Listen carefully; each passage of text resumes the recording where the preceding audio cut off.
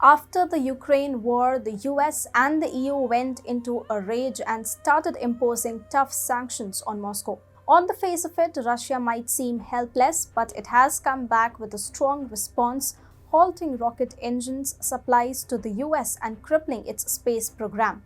Hi and welcome. You are watching TFI Global, the foreign affairs and geopolitical analysis arm of the TFI Media Group. I'm your host Tejasvi Malhotra, and in this video I will tell you how Russia is crippling USA's space program by halting supplies of rocket engines. The US can sanction all Russian businesses, Russian vodka, Russian sports and even Russian cats. But when it comes to the Russian space sector, the US suddenly starts feeling the heat.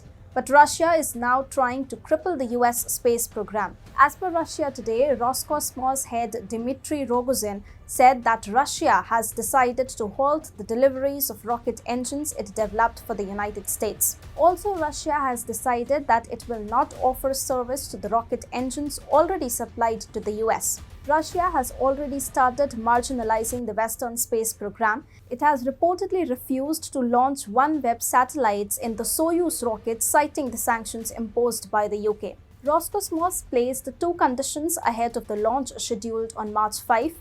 First, a guarantee that the satellites will not be used for military purposes, and second, kicking the British government out of OneWeb as a stakeholder.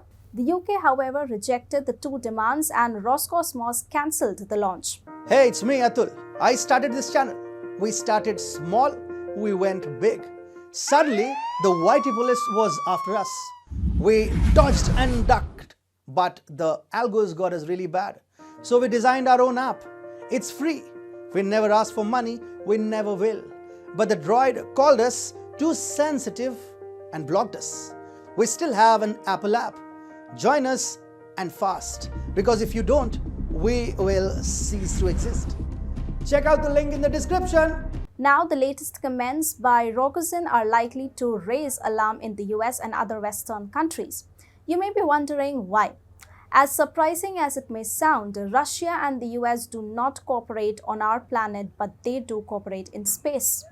Since the joint Apollo-Soyuz mission in 1975, the two countries have been working closely together in the space sector. There are two important areas in which the West needs Russian cooperation: the International Space Station and rocket engines. The ISS is operated by 15 countries and is led by the US and Russia. There is mutual interdependence between the two countries. Russia provides fuel and thruster capability to periodically elevate the space station to a higher altitude, whereas the NASA gyroscopes provide stability and solar panels helps to generate electricity. So the ISS cannot function without US-Russia cooperation.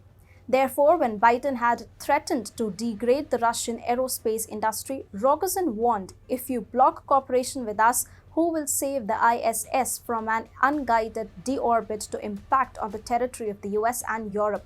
The Roscosmos chief had also said there's also the chance of impact of the 500-ton construction in India or China. Do you want to threaten them with such a prospect?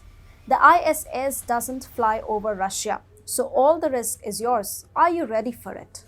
And then the ISS is not the only issue. Russians make some of the best rocket engines in the world, and the US too is dependent on them.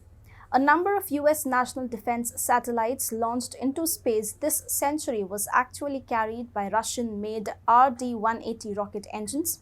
The Atlas V rocket, which is assembled and launched by the United Launch Alliance, also uses these engines. Atlas V is going to retire by the end of this decade, and it is therefore not a major issue for the US. But the Antares rocket, which is managed by Northrop Grumman, also used RD-181 rocket engines. Europe faces a similar conundrum. Its independent satellite navigation system Galileo went live in 2016 and was expected to become fully functional this year. Europe has already spent $10 billion in developing the system and has around 24 satellites in orbit. But two more satellites are scheduled to be launched on April 6. Interestingly, these two satellites are supposed to be launched on Soyuz Russian Soyuz rocket. Russia is thus deeply involved in the Western space programs, and this gives Moscow a major tool in its ongoing struggle with the West.